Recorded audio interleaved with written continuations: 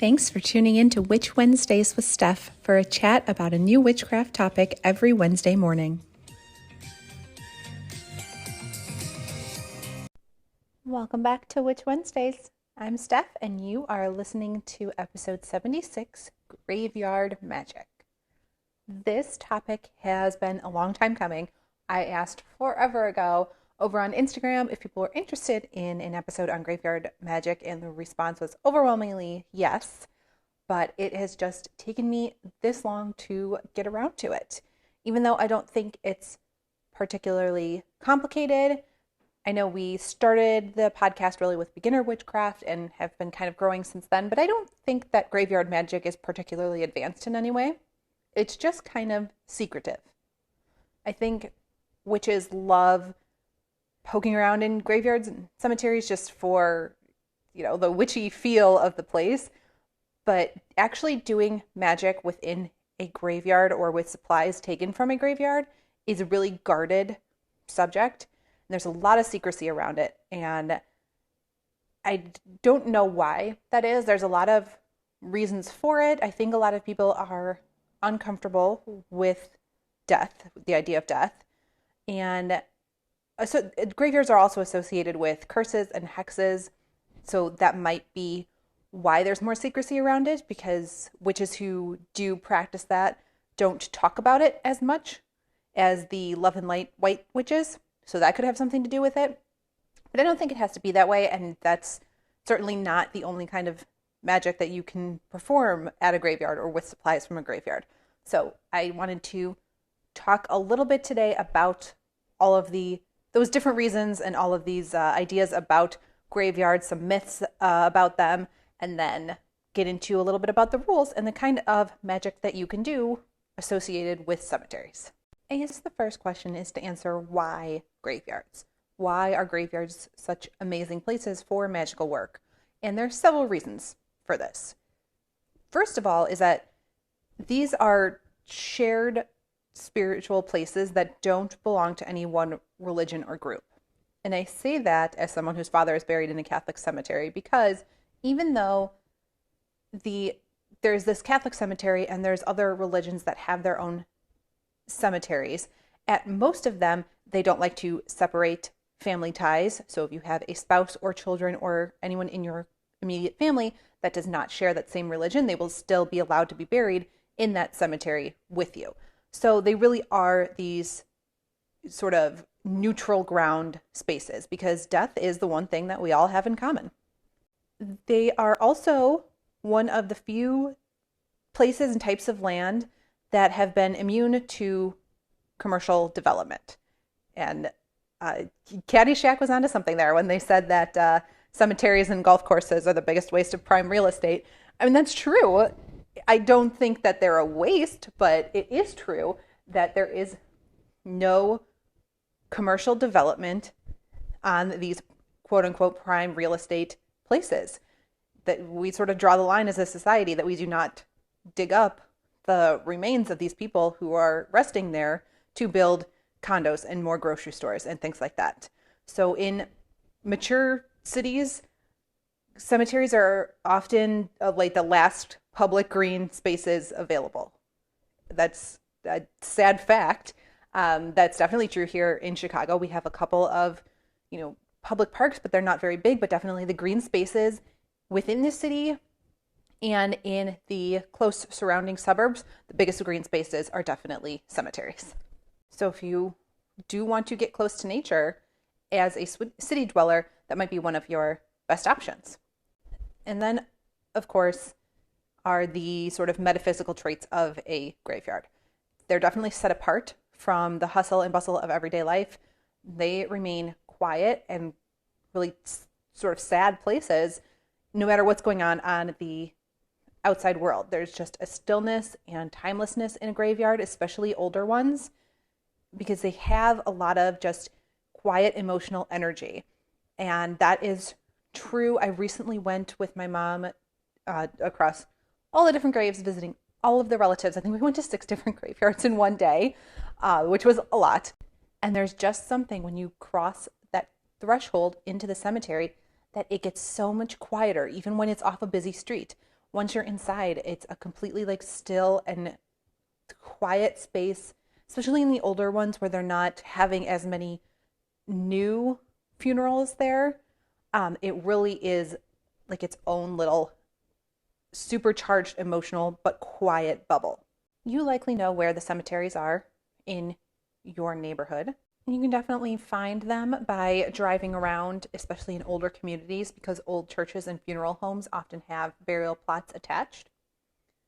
And some large cities have their cemeteries as historic landmarks. So there are a lot of spaces that you can go to, especially in cities that are considered more witchy, like New Orleans and Salem, which is going to be a podcast episode coming up, I think, in August to talk about all of the sort of witchy travel destinations.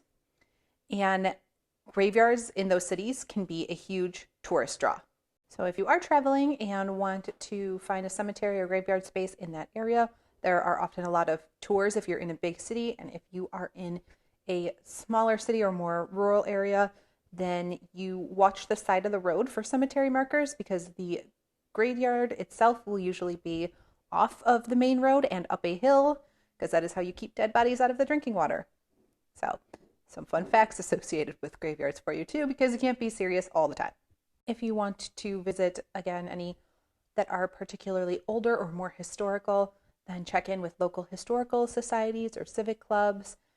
They can often clue you into little known or more neglected burial sites, especially given where you are in the country. There may be slave cemeteries, Jewish cemeteries, pioneers. There's a lot of different kinds that have been forgotten about, but they are still there and have their own energy that's different than the more modern places. And as you get more into your graveyard magic, if this is sort of an area that you find interesting and really calls to you, then you will find that some traditional graveyard spells call for a certain type of grave site, like a rich man for a money spell. And this is just another area where it would be helpful to have a history buff in the area to be able to tell you if anyone, famous or that fits that description is buried in that cemetery. Once you find a cemetery that you would like to work in, of course you need to know what the rules are.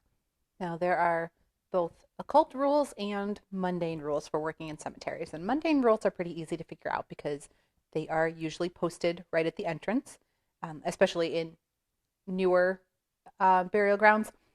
But they're usually, no littering, don't plant anything, no pets allowed. The things you should already know, like don't vandalize graves or disturb people if they're there mourning or there's a memorial service going on. These are all basic things.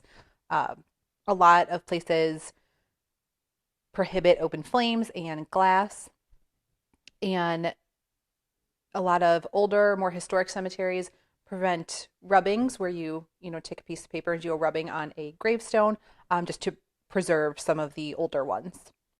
And one thing to note that I think is important is observing visiting hours, because there's a lot of witches who like to do things at night and do things in the dark, and cemetery seems to be one of those things, but that is a lot of times portrayed in movies and TV shows and things like that, and cemeteries usually close at dusk. If it doesn't have posted visiting hours, you can usually just assume that it closes at dusk, and they actually lock the gates, and I do not ever recommend trying to find a way in. I think that's why we can do things like collecting the dirt and then maybe doing the spell at home at night, or using moon water that you put out at night, something like that, to give you that nighttime atmosphere without actually being in the cemetery after hours, because we do not want to be breaking any state laws or local ordinances or anything that you have. So sundown, just get out of there. And as for the occult rules side of things, there are a lot of superstitions. You may have heard of some of them, but just a few are leaving coins at a grave as a token of respect. Don't yawn near a grave or ghosts could get inside your body. I actually fully believed this one when I was little. I would like hold my breath going past cemeteries. Did anybody else ever do that? I think that's common for kids and we don't really even know why we're doing it. We just all do it. I totally did. Taking something from a grave is another superstition that if you, a person who takes something from a grave will return more than he took, like himself. That you should say sorry when you're stepping over a grave, that you shouldn't point at them or photograph them. Lots of little superstitions like that. And I personally don't believe all of those. If you follow on Instagram, you will see that I photograph graves all the time because we go and we decorate them and visit, and I photograph them all the time. So I definitely don't believe all of those. A lot of them sound really silly, but there is usually a grain of truth in there somewhere. They just don't apply in all cases. Like every cemetery is different, has different spirits, energies, different customs. It could depend on where you are in the world or the age of the cemetery, everything like that. So learning the rules is just trial and error for your own personal cemetery to see what works and what doesn't. Nothing bad is going to happen to you if you follow the main rule, which is respect. That's the only constant throughout every cemetery that I've been to, is just having respect for the dead. That's the most paramount thing when you are working in graveyards. And again, even if you aren't totally respectful, nothing bad is going to happen to you. I don't want you to feel like cemeteries are these scary things and bad things will happen if you don't follow these rules exactly or anything like that. You don't show the proper respect. Nothing bad is going to happen. You just won't have access to the magic that's there. The spirits will block you. You won't be able to get what you want out of working there. So nothing bad will happen. The main thing to note about going into a cemetery and having this respect is that cemeteries are all about listening. And I think a lot of people associate cemeteries with communicating with the dead, and this is, where the dead go to be able to talk to people, which is not really accurate. The dead can communicate with you anywhere. It's just that cemeteries are the place that the living go to listen. So that is why we associate cemeteries with being able to communicate. It's not because that's where the dead are buried. They're not tied to that location or anything. They can definitely commune with you in your own home. A lot of people go into places of worship to commune with their ancestors and things like that. But they can commune with you everywhere. It's just all about where you are best able to listen, and a lot of people are best able to listen graveside. Now, within that idea of listening, there is also someone else that you need to listen to when you first go in, and that is the guardian. Every graveyard has a guardian. This, in my experience, has been true for every single one that we go to. And the guardian is just a presiding spirit who watches over the boundaries and the entrance of the site. You really won't get very far without checking in with them. There are a lot of traditions surrounding who this guardian might be. Some people say that it is the spirit of the first person who was buried there. Some people believe that they're spirits or a god of the dead, emissaries of death, fae. There's a lot of different belief systems. I know a very popular one is that the guardian is Oya, queen of the dead. And that comes from hoodoo superstitions. And a great book that I want to recommend on this subject, a great book in general that I've recommended here on the podcast before, is Utterly Wicked by Dorothy Morrison. And it covers, baneful magic, yes, but I think there's so much good information in there. I recommend it to everyone, not just those looking to practice baneful magic, but I think it's like a topic that everybody should know about. And she's really straightforward and funny in her writing, tells a lot of good stories, and covers a lot of other information. And she has a very big chapter on working in graveyards and working with graveyard dirt specifically. And she has a lot of information on there as Oya being the queen of the dead and the guardian of all cemeteries. That's a hoodoo belief. And she shares a lot of great information in there if you are interested in that path or want to go down that path, and talks about what you can offer in things. And I know for Oya specifically that it's red wine and copper, so pennies. So bringing red wine, and I think it's 9 pennies.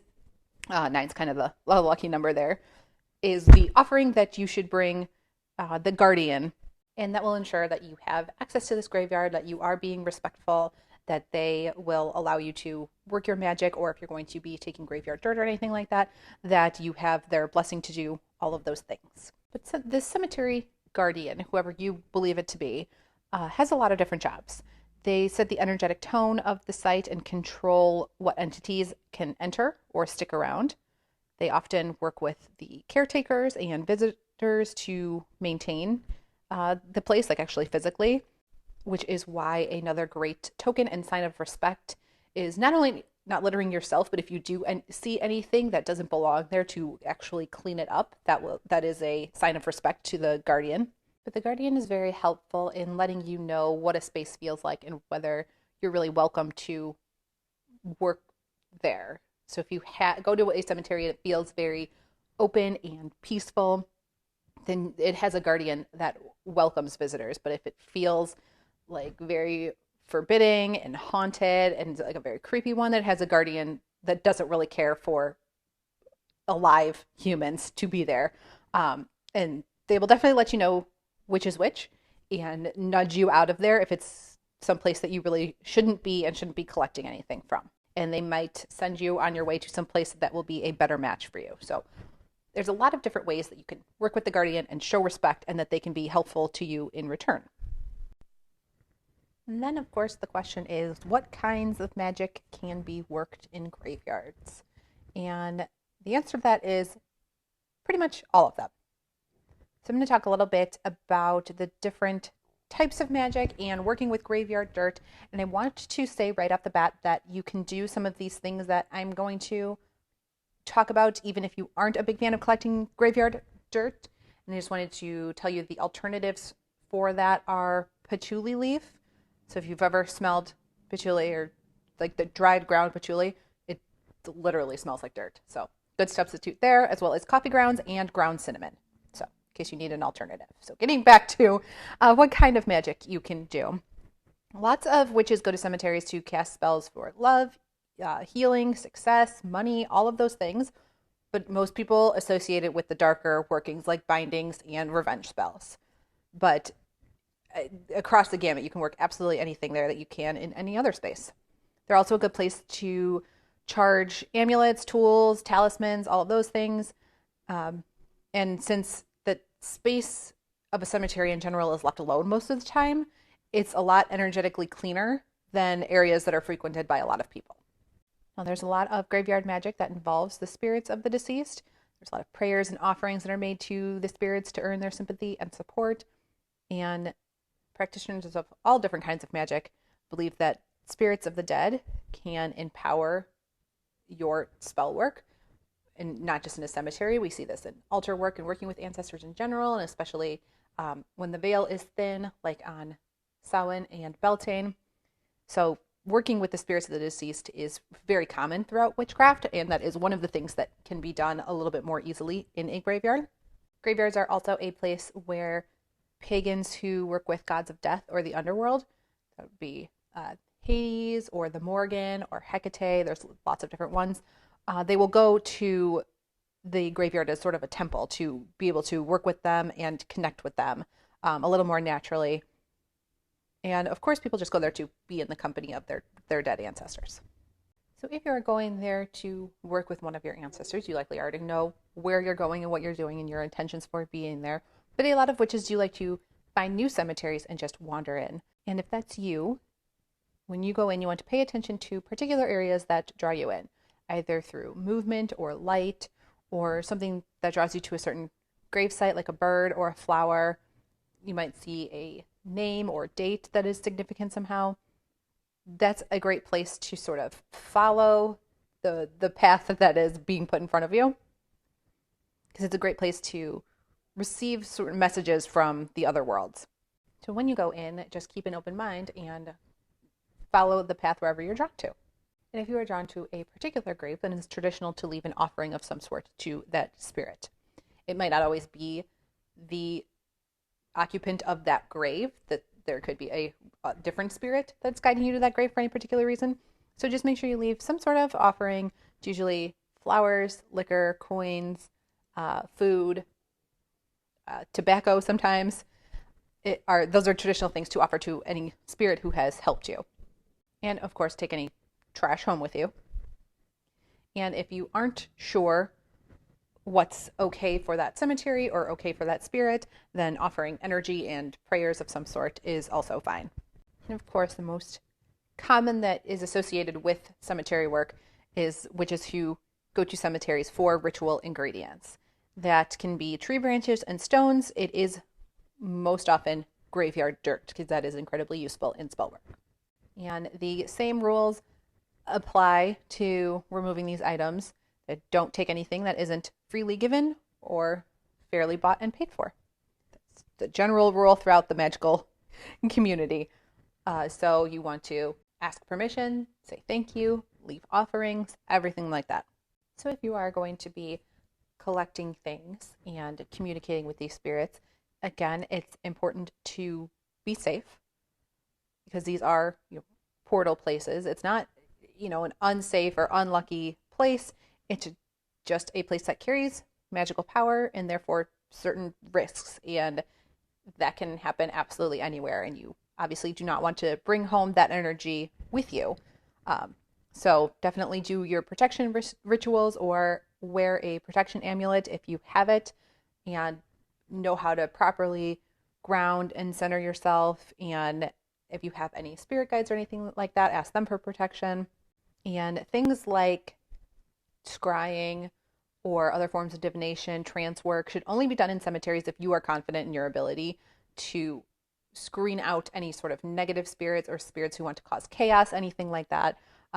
You really want to know what you're doing in those areas before you undertake it within a cemetery. And again, it would be a good thing to have guardian help with. So, being in a good relationship with the guardian of the cemetery before you try things like that. And if you are particularly kind and helpful, some spirits just want to attach to you and they like your energy and you're a nice person and they want to follow you home. But obviously you don't want all of those spirits following you home. So a good rule of thumb is to leave a piece of black onyx, and that's a good parting gift to say to the spirit, thank you for helping me. I appreciate everything that you've done. Here is the parting gift. Please don't come home with me. That's all you have to say. And that is the best way is to be safe when you're doing all of these things. And then specifically to touch on graveyard dirt, because that is what most witches collect from cemeteries. It is incredibly useful in spell work and has a lot of different uses. So for graveyard dirt, you want to choose a grave site that has specific meaning to you and your purpose in your spell. There are so many examples, so I'm not going to try to go through every single one of them, but some of them are graveyard dirt from a successful resting place of a successful banker would be great for spells for your financial assets. If it's for a court case, then the grave dirt from a prominent judge or something. And again, that's where it's helpful to either have known these people and had a relationship with them in their life. Like, for example, when I need health and healing spells, my own father passed away and he was a pediatrician. So yeah, you can bet if I need anything sort of like health and healing, I'm going to him. But if you didn't have a relationship with them, again, this is where knowing a historian who specializes in that cemetery or local cemeteries can be really helpful. It can direct you to exactly the right grave that you are looking for. But there are so many different ones that you can choose from. And again, if you are interested in all of the different specifics, then check out the Utterly Wicked book that I recommended, because there's a whole list in there. As for actually collecting the graveyard dirt, a lot of people don't like to dig on a particular grave and instead will just collective, graveyard energy, and we'll dig near a tree or something like that. And if you are digging on a particular grave, it can draw attention. So usually what witches will do is plant or put in a plant or flowers or something. Every time when I go with my mother, who is not a witch, she brings all of her gardening tools and it's constantly clearing off all of the graves and digging up any weeds and things like that. And we just leave fake flowers because you can't plant anything real at our cemeteries that we go to. So, but we clear off the graves and dig like a little space and make it all nice. And inevitably in that, some graveyard dirt will get kicked up, and it's very easy to collect that. You really don't need very much of it. It's not like you're collecting like a garbage bag full of dirt. It's like a little tiny vial or something, or little baggie or something like that. So by doing that, by clearing it off, making it look nice, and also taking a little bit of it and maybe leaving a little fake flower or plant or something like that, then that is also a great way of leaving an offering for the spirit and for that person whose graveyard dirt you are taking, as a sign of respect. And since you are taking their graveyard dirt, you're asking for their favor and their blessing and their help in this spell that you're going to then do with that graveyard dirt. So leaving that sort of offering is a good idea. So then lastly, I'm sure you want to know is what you actually do with this graveyard dirt that you have collected, which I completely understand. Lots of different ways to use it, and it's going to be individual to the practitioner, but some very common ways are, of course, communicating with the dead. And if you are not going to be doing that at the graveside and you want to do them during, the nighttime under a full moon and things like that, then that's why you would bring that graveyard dirt home. A lot of people use tarot spreads to communicate with loved ones who have passed on. And in that case, you put the graveyard dirt into a small bag and store it with your tarot cards for a moon cycle. And then I think it's usually the dark moon that is easiest to communicate. Then you draw your cards and read them and communicate with your ancestors that way. A lot of people love using graveyard dirt for Samhain rituals. That is one of the most popular ways to use it. And that it's just to honor the dead. All you have to do is sprinkle some around the perimeter of your sort of magical circle, magical space, and include the spirits of your ancestors in whatever ritual you are doing. And on Samhain, that is usually a dead dinner. If you go back to last season's Samhain episode, we talked about dead dinners that you do in complete silence and offer up food and things to your ancestors. And you can sprinkle dirt around your table in that sort of protective barrier. And using graveyard dirt and protection spells in general is very popular. And you would just put them into like a little protection sachet or charm bag. I did not include graveyard dirt in it, but I did a protection bag that I put up over on Patreon, and you could definitely include graveyard dirt within that as well. You can also use it in the garden, sprinkling graveyard dirt in your like home garden during the fall season is a way to honor the cycle of life and encourage these, dead flowers and dead crops to then come back in the next season. So just a good way to honor the cycle of life, the wheel of the year. If you believe in reincarnation, that's a good way, all of those things. There are a lot of different ways to work crossroads magic. We've mentioned that before here on the podcast about burying things at crossroads and things like that, and leaving some graveyard dirt at a crossroads. And once you make the decision, you walk down the chosen path and sprinkle the graveyard dirt to seal off the other path. So there's no second guesses or regrets about, going down that way. And then you walk away and don't look back. Graveyard dirt is also used to end romantic relationships. You need to gather any mementos of the relationship, build a fire, burn it, and then extinguish the fire with the graveyard dirt, which you would need like a pretty large quantity for, but it definitely works to end that relationship completely and get it out of your mind. On the flip side of that, it's also used for new beginnings because death gives way to new life. So if you are starting a new chapter in your life, which is like a new job or a new home, anything like that, then select an object that sort of represents your past and bury it with the graveyard dirt to put your old situation behind you for good and have like a little bit of closure there. And then that will spring forth into new life and new good things for this new beginning that you're on. It's something that witches do when trying to decide between two paths in life.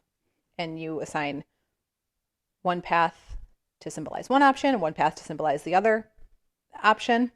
Graveyard dirt is also used for mourning, of course. You would leave a small jar of graveyard dirt from your recently deceased loved one on the altar during your mourning period to honor their memory and keep them close to your heart. And this varies by different traditions and different religions because some will mourn and wear black for an entire year after a death. And in the same way, you can keep that graveyard dirt on your altar for an entire year. But again, personal preference. I also use graveyard dirt for home protection. And for that, you just walk the outside perimeter of your home and sprinkle a little graveyard dirt on all of the corners to protect your home from dark entities, negative energy, any unwanted spirits, all of those things. And lastly, I know that it is used in covens. I am not in a coven and I've never been in a coven, but I do know that this is a common way that covens use graveyard dirt in their rituals, is to signify the change in leadership.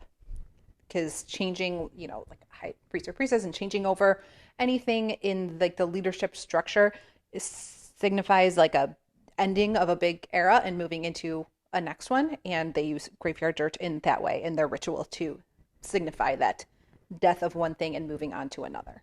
So those are just a couple of ways that I know of or have used graveyard dirt for myself. I find it incredibly useful, again, especially going back to the list of all of the different types of graves and specific like people and like what you would use that for in different spells in the Utterly Wicked book. I found that really helpful and useful. Obviously, I also do a lot of the other things that I listed, the other types of spells and workings that you can do within a graveyard without the actual graveyard dirt. I do both. I have cemeteries that I prefer over certain other ones, and I do find it really peaceful, quiet space to work and connect with nature. And I just find something like very soothing about them, especially, within the city limits of Chicago and right outside of it, it's really tends to be quite loud. So those are kind of little pockets of peace within the city. So I really enjoy them and I do a lot of different things with them. That is all I have for you today on graveyard magic. But if you have any questions, definitely reach out to me on Instagram, through email, witchwednesdays.com. Everything that you need is linked there. And if you have any other ways that you either use graveyard dirt or practice magic in the cemeteries related to a graveyard in some way, then definitely join the discussion over on Discord. That is all I have for you this week. I will see you next week. Need even more witchcraft? Subscribe to Patreon for exclusive bonus content 3 times a week and order Sabbath boxes and other supplies at witchwednesdays.com. Be sure to follow on Instagram at Witch Wednesdays Podcast.